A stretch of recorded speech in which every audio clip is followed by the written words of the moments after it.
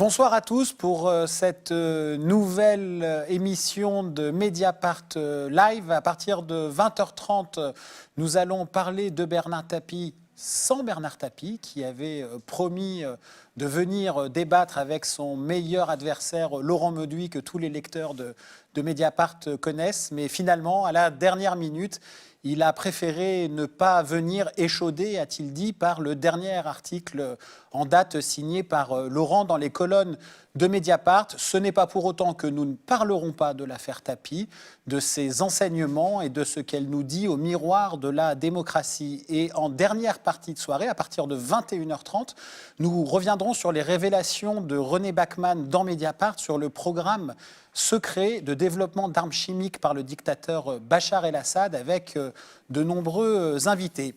Mais avant, tout de suite, jusqu'à peu près 20h25 et la chronique de nos très chères détricoteuses, le célèbre, envié par toutes les télés du monde entier, retour sur nos enquêtes et sur un dossier, les Malta Files, ce petit confetti européen qui est un terrible paradis fiscal sur lequel la rédaction de Mediapart et tout particulièrement Yann Philippin, nous avons enquêté, révélé. Yann, bonjour. Bonjour.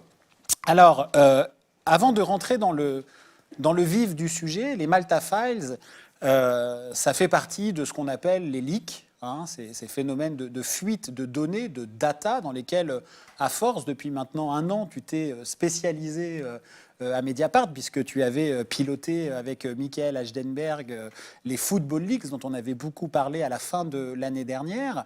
Avant de rentrer dans le détail et les leçons de choses qu'on va pouvoir tirer de ce dossier des Malta Files, est-ce que tu peux nous dire un peu quelle a été l'origine, sans révéler la source, de cette fuite et comment nous avons travaillé sur cette affaire, puisque c'est une fois de plus l'histoire d'un partenariat européen, international, entre plusieurs journaux. Alors là, je vais faire bisquer un peu nos téléspectateurs, mais on a le droit d'en dire encore moins que sur le foot. Sur le foot, on avait une source dont on avait d'ailleurs raconté l'histoire, qu'on avait appelé John, voilà, un homme mystérieux accusé de hacking qui se cachait un peu partout en Europe. Là, en fait, c'est simple, on n'a rien le droit de dire. On a évidemment une source, et même plusieurs sources, parce qu'on a plusieurs documents différents. Donc, qu'est-ce que c'est ce nouveau leak, cette nouvelle fuite? Attends, juste, Yann, on n'a rien le droit de dire. Et ce qu'on peut dire, parce que c'est trop risqué pour la source, parce qu'il y a des enjeux juridiques, parce que les deux, parce que autre chose. C'est exactement ça. C'est parce qu'il y a des enjeux juridiques pour la source qui peut être accusée notamment de vol de données ou autres délits. Et donc, il faut être extrêmement prudent pour protéger ces gens qui prennent beaucoup de risques pour nous donner des informations. Combien de journaux, combien de journalistes sur 49 journalistes, 4 mois d'enquête, 13 journaux, 16 pays couverts. Donc, encore une fois, comme pour le foot, c'est des chiffres qui donnent le tournis. Et c'est ça qui donne, en fait, la puissance de ce genre d'enquête, avec énormément de journalistes impliqués, une couverture pan-européenne du sujet, donc qui est, encore une fois, l'évasion fiscale, avec cette île des pirates, qui est Malte, et qu'on a pu disséquer, dont on a pu disséquer les secrets, grâce, en fait, à deux types de documents différents. La première, c'est 150 000 documents confidentiels qui viennent d'un cabinet fiduciaire maltais, un Mossack Fonseca, l'équivalent de Mossack Fonseca pour les Panama Papers. Et d'autre part... Donc quand tu dis un cabinet fiduciaire, c'est en fait ce qu'on appelle des cabinets de domiciliation de sociétés. Tout à fait, ce sont des cabinets qui ont pour spécialité de créer des entreprises, des sociétés écrans, de fournir aussi clés en main les hommes de paille qui permettent aux vrais bénéficiaires de l'argent de se cacher. D'ailleurs, ça ne coûte pas très cher à faire ça. Ah non, mais c'est ça qui est fou, c'est que pour quelques milliers d'euros par an, vous avez tout clé en main. La société, les prête-noms, éventuellement le trust au-dessus. Si vraiment vous n'avez pas confiance dans les prête-noms, vous rajoutez un trust par-dessus avec des nouveaux prête-noms. Et comme ça, pas de problème, on ne vous verra pas et ça coûte quelques milliers d'euros par an. Donc ça, c'est la première liasse de documents, les 150 000 et l'autre? Et la deuxième, c'est en fait l'intégralité des informations du registre du commerce maltais. Alors justement, nos détracteurs, et notamment les autorités maltaises, nous ont dit « mais attendez, c'est pas un scoop, le registre du commerce, il est accessible sur Internet ». Oui, il est accessible sur Internet, mais on ne peut pas chercher par nom. C'est-à-dire que si vous voulez trouver quelqu'un qui cache son argent à Malte, il faut que vous ayez une source, une gorge profonde qui vous dise bah, « regardez, monsieur machin, en fait, il a une société qui s'appelle Truc ». Donc il faut trouver la société. Voilà, et à ce moment-là, quand vous avez le nom de la société, vous pouvez retrouver la personne. Mais si vous n'avez pas le nom de la société, vous ne trouvez rien. Et donc, nous, on s'est procuré un listing, en fait, un tableur informatique, un tableur Excel, avec les plus de 55 000 sociétés maltaises et surtout tous les noms des personnes impliquées à des degrés divers dans ces sociétés. Et dans cette liste, il y avait 1300 Français. Voilà. Alors comment ça se passe avec nos partenaires de l'EIC, hein, qui est le consortium qui regroupe tous les journaux partenaires de cette opération et de Football Leagues dans le passé et d'autres à venir, hein, on n'en dira pas plus. Mais comment se passe la répartition? C'est un peu par pays, chacun son pays? Là, c'était très simple, c'était chacun son pays. Donc nous, on a cherché les Français, les Allemands ont cherché les Allemands, les Italiens, etc. Et après, il y a quelques très grosses enquêtes, notamment celle sur laquelle on va, j'imagine, revenir, qui est l'affaire de corruption présumée du président turc en personne, hein, Recep Tayyip Erdogan, qui a touché 26 millions d'euros de commissions occultes de la part de 2 hommes d'affaires. Bon, pour ces très gros dossiers-là, on a monté des équipes transnationales, dont j'ai fait partie, par exemple, sur l'enquête pour Erdogan. Alors, avant de rentrer dans le détail de certaines des affaires, parce qu'on va voir qu'on a une sorte d'arc-en-ciel, de panorama très diversifié de la nature de l'évasion, de l'optimisation, de la fraude fiscale, voire de la corruption qui passe par Malte. Est-ce que tu peux nous faire rapidement un petit portrait de cette petite île de Malte ? Alors Malte, donc, c'est une toute petite île, hein, à l'est de la Méditerranée, 450 000 habitants, donc c'est vraiment tout petit. Et en fait, comme beaucoup de petits... C'est la ville de Lyon, quoi. Voilà, exactement. Donc, et comme beaucoup de petits pays, hein, comme le Luxembourg, comme l'Irlande, les Pays-Bas, il y a 2 mamelles de l'économie maltaise qui sont la finance et le tourisme, hein, et surtout la finance. Et donc, tout simplement, vu que c'est un petit pays sans ressources, sans industrie, avec très peu d'agriculture, Malte a mis le paquet sur l'argent. Avec des avantages fiscaux absolument délirants. Par exemple, c'est quelque chose qui était très peu su avant nos enquêtes, mais Malte a le taux d'impôt sur les sociétés le plus bas d'Europe, 5%. Plus bas que le Luxembourg? Plus bas que l'Irlande, qui est à 12, ou que la Roumanie à 10. Alors la France est à 33, l'Allemagne à peu près pareil, la Grande-Bretagne, qui se rêve en nouveau paradis fiscal, est à 20 ou 25. Donc 5%, c'est vraiment ridicule. Et ce qui fait que beaucoup de multinationales, mais aussi de riches particuliers, montent leur boîte à Malte, parce qu'au final, elles auront 5% d'impôts, c'est 6 fois moins qu'en France. C'est vraiment ridicule. C'est le seul avantage, maltais? Non, il y a d'autres avantages. Après, il y a des avantages sectoriels sur les assurances, sur les jeux en ligne, sur les bateaux, sur les avions. C'est-à-dire qu'ils ont été très intelligents. Il y a cet avantage global qui est un petit peu attrape-tout. Et après, il y a tout un tas d'avantages sectoriels qui leur ont permis d'attirer tout un tas de gens dans tout un tas de secteurs différents avec, j'allais dire, une deuxième couche d'avantages fiscaux. L'autre chose aussi qu'il faut dire sur Malte, c'est que c'est vraiment une île aux pirates. C'est-à-dire que ce soit la droite ou la gauche qui est au pouvoir en ce moment... Qui vient de gagner. Voilà, qui vient de gagner. C'est tous unis pour l'évasion fiscale, hein, et pour préserver les avantages acquis. Voilà. De gauche, mais pas contre l'évasion fiscale. Voilà. Le ministre des Finances, quand on a publié, a dit c'est une attaque contre nous, et surtout, il faut que tout le monde, on veut nous voler notre gagne-pain. C'est-à-dire que le gagne-pain de Malte, c'est l'optimisation fiscale, voire pire. Et donc, c'est un pilier de la souveraineté, quoi. Ah, tout à fait. Du pays. Et surtout, ce qu'il faut voir, c'est ces élections-là qui ont eu lieu il y a quelques jours, où le Premier ministre de gauche vient d'être réélu, donc M. Joseph Muscat. Et ce qu'il faut voir, c'est le pourquoi de ces élections. C'est qu'en fait, les Panama Papers, donc il y a plus d'1 an, ont sorti que 2 très proches du Premier ministre maltais, son directeur de cabinet et l'un de ses ministres, avaient créé des sociétés offshore au Panama pour abriter des comptes en Nouvelle-Zélande, pile au moment où ils sont arrivés au pouvoir en 2013. Sauf qu'ils n'ont pas démissionné. C'est pas l'Islande, hein? Non, c'est pas l'Islande. Donc, ils n'ont pas démissionné, ils sont restés au gouvernement tranquille, peinard, jusqu'à ce qu'il y a un peu plus d'1 mois, donc début mai, il y a un nouveau scoop qui sorte, parce qu'il y avait une 3e société panaméenne, proche du pouvoir maltais. Et en fait, une blogueuse, qui est une ancienne employée de banque, a dit a écrit que cette 3e société panaméenne, c'était celle de la femme du Premier ministre en personne. Ah oui, donc ça se rapproche. Voilà, et ça se rapproche, et surtout qu'elle aurait touché, cette société panaméenne, apparemment propriété de sa femme, 1 million d'euros de pots de vin du dictateur de l'Azerbaïdjan. Pourquoi? Qui serait une contrepartie du fait que le Premier ministre a créé une centrale énergétique alimentée par le gaz azéri. Et comme par hasard, quelques jours après ces révélations, il y a le directeur de la banque maltaise, donc, qui abritait les fonds de cette société panaméenne, qui est vu par des caméras de surveillance quitter la banque avec des valises. Et c'est suite à cette nouvelle couche du scandale que, début mai, le Premier ministre maltais a donc appelé des élections anticipées. En gros, lui disent ses détracteurs pour lui éviter d'aller en prison. Hein, et il a gagné.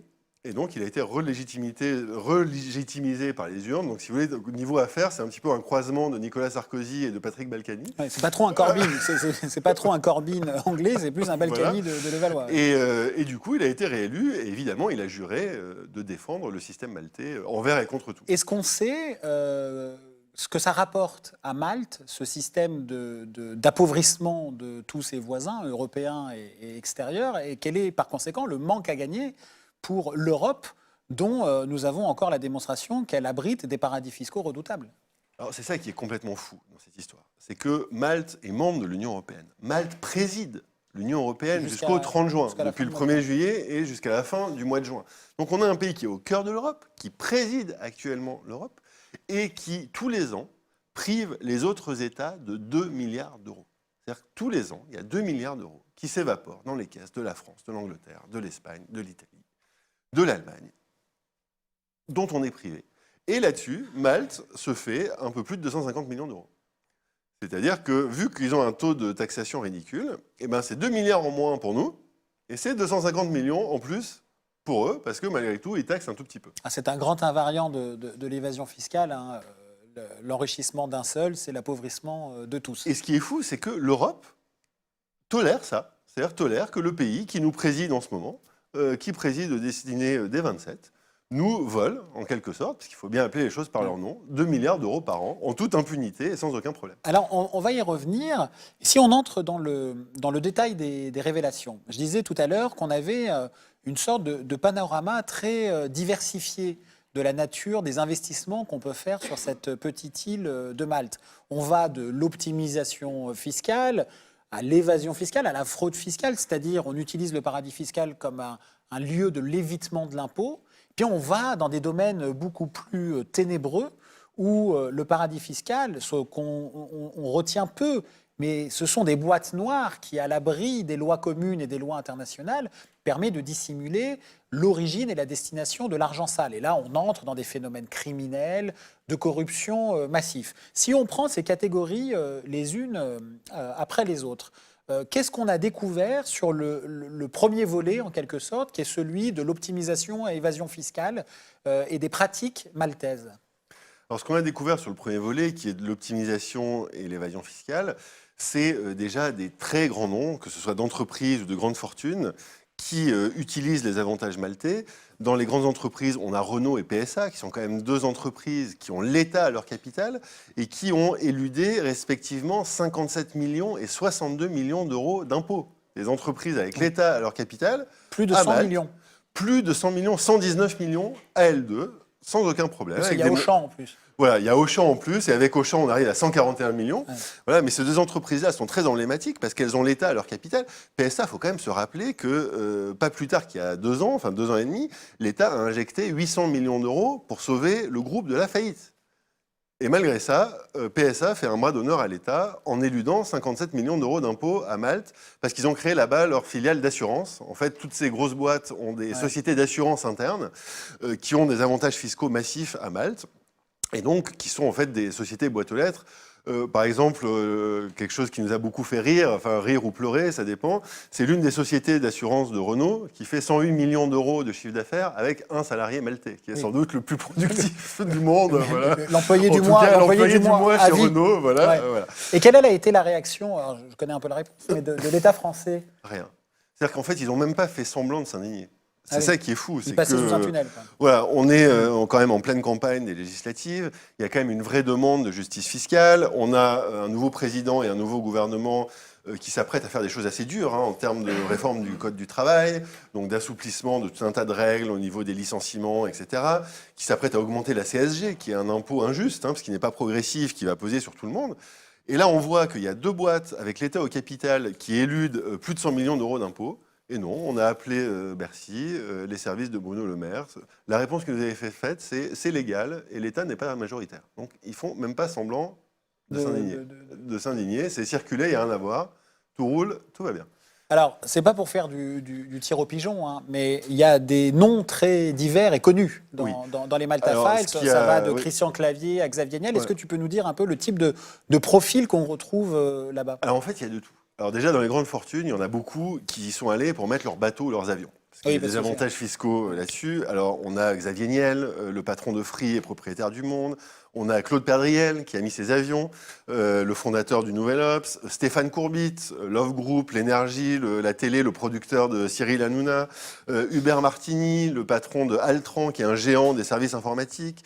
Philippe Ginesté, le patron des magasins Jiffy, magasins low cost, etc., etc. Il y a, moi, un truc qui m'a frappé sur ces avantages fiscaux à Malte, parce que ça permet d'une part de ne pas payer la TVA sur les yachts, ce qui est vraiment très très choquant, parce que vous voyez, le yacht, c'est le signe ultime de la richesse. Hein. C'est un joujou qui coûte des dizaines de millions d'euros.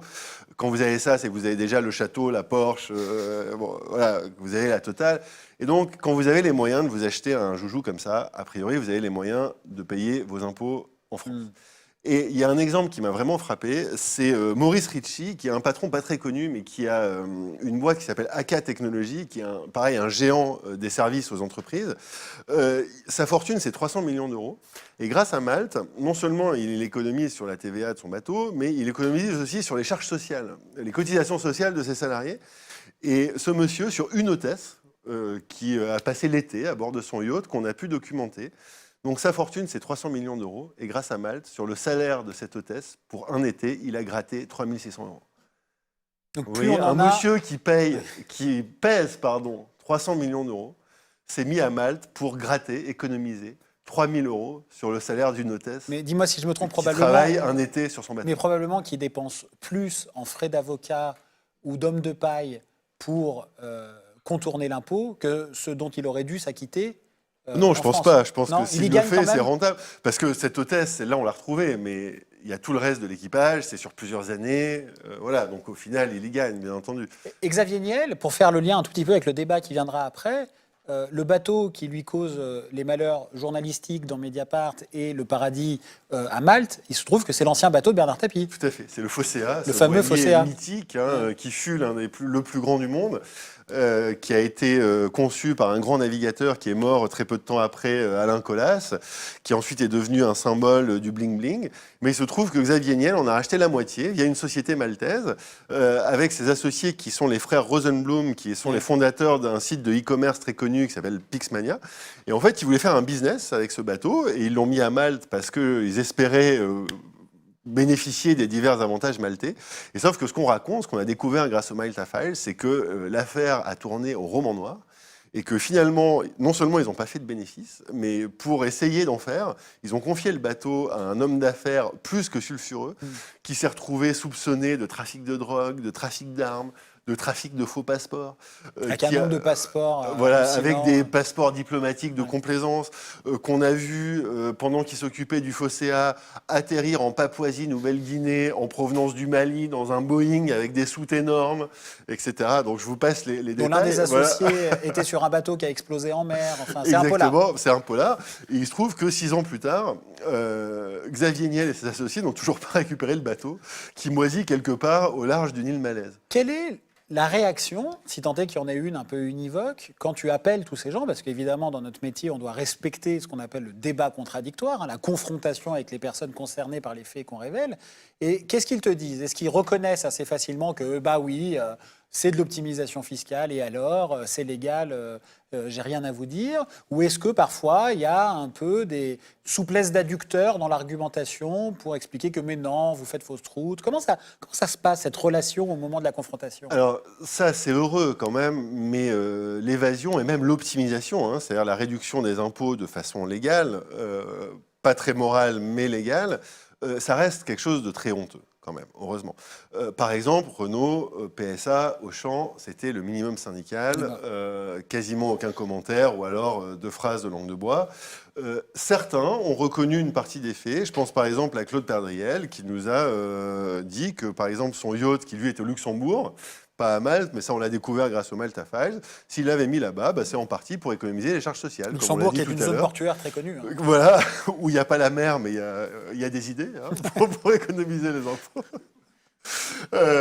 Et donc Claude Perdriel nous a dit que oui, son équipage lui coûtait moins cher avec les cotisations sociales luxembourgeoises qui sont 2 fois moins élevées qu'en France. Mais la grande majorité, en gros, c'est soit c'était no comment, soit c'était Ah ben, en fait, on n'en a pas bénéficié. On a voulu, mais on n'y est pas arrivé. Ah oui. Grosso modo. Ou on a fait marche arrière, vous voyez, ou certains qui nous disent aussi, oui, mais en fait, tout le monde le fait. Et c'est ça qui est frappant, c'est que notamment sur les bateaux, je veux dire, ça fait très longtemps pour les bateaux qu'il n'y a plus de pavillon français. Hein. Si vous allez dans n'importe quel port de la Côte d'Azur, à Cannes, à Monaco, à On voit Nice, pas de petits drapeaux voilà, français, les petits drapeaux français, flotter voilà. derrière. Vous allez voir Gibraltar, Malte, etc., et tout un tas de pavillons exotiques. Ben là, on dit, mais tout le monde le fait. Par exemple, c'est la réponse que nous a fait Jean-François Decaux, qui est l'un des copatrons de JC Decaux, Qui est le numéro 1 mondial, le fils de Jean-Claude. voilà, le fils du fondateur, numéro 1 mondial des abribus, un fleuron français. Il a dit, mais attendez, tout le monde le fait, pourquoi je ne le ferais pas? Eh ben oui.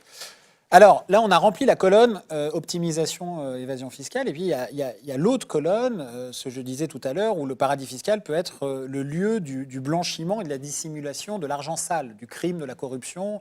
On a raconté, grâce à nos confrères de l'Espresso, une enquête qu'on a traduite absolument renversante sur comment toutes les mafias italiennes utilisaient ce petit confetti européen qui était Malte pour blanchir l'argent de la drogue, du racket, des enlèvements, des jeux en ligne qui ont été massivement investis par la mafia. Mais je voudrais, parce que le temps file, te faire parler d'un point précis qui est un peu le gros scoop mondial des Malta Files, qui est la corruption présumée, rien de moins que celui qui est en train de devenir le dictateur de la Turquie, Erdogan. Tout à fait.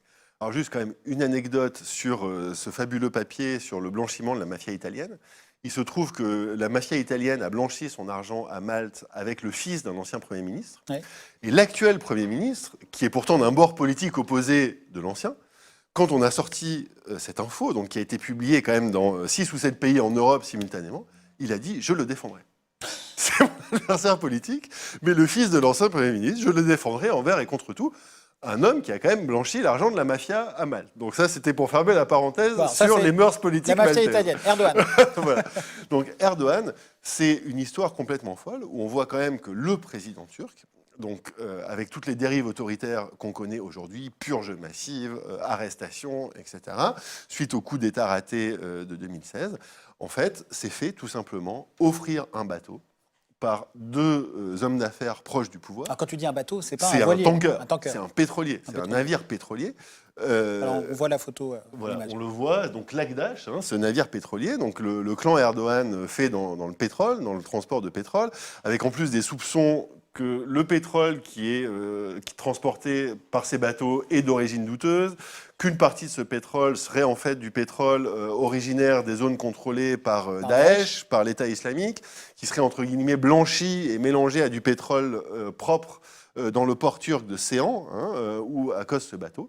Et qu'est-ce qu'on voit? On voit 2 hommes d'affaires richissimes, dont l'un était déjà soupçonné d'avoir corrompu le président Erdogan via des écoutes téléphoniques, qui en fait offre un bateau, donc ce tanker, au président via un montage offshore qui passe par Malte, par l'île de Man, des sociétés écrans, des prête-noms.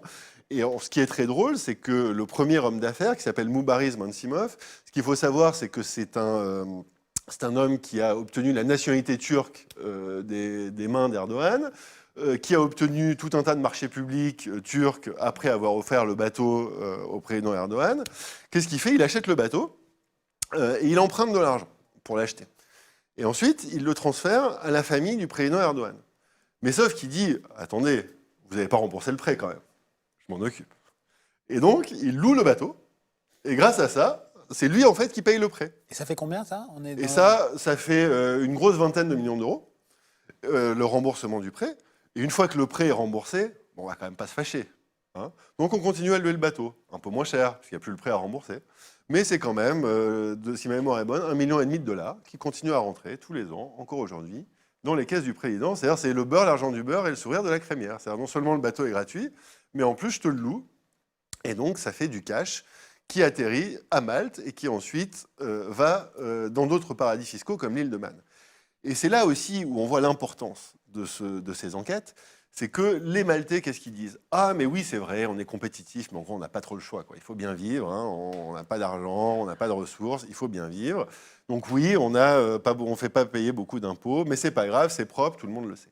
Mais sauf que nous, ce qu'on vient de démontrer grâce au Malta Files, c'est que c'est pas propre.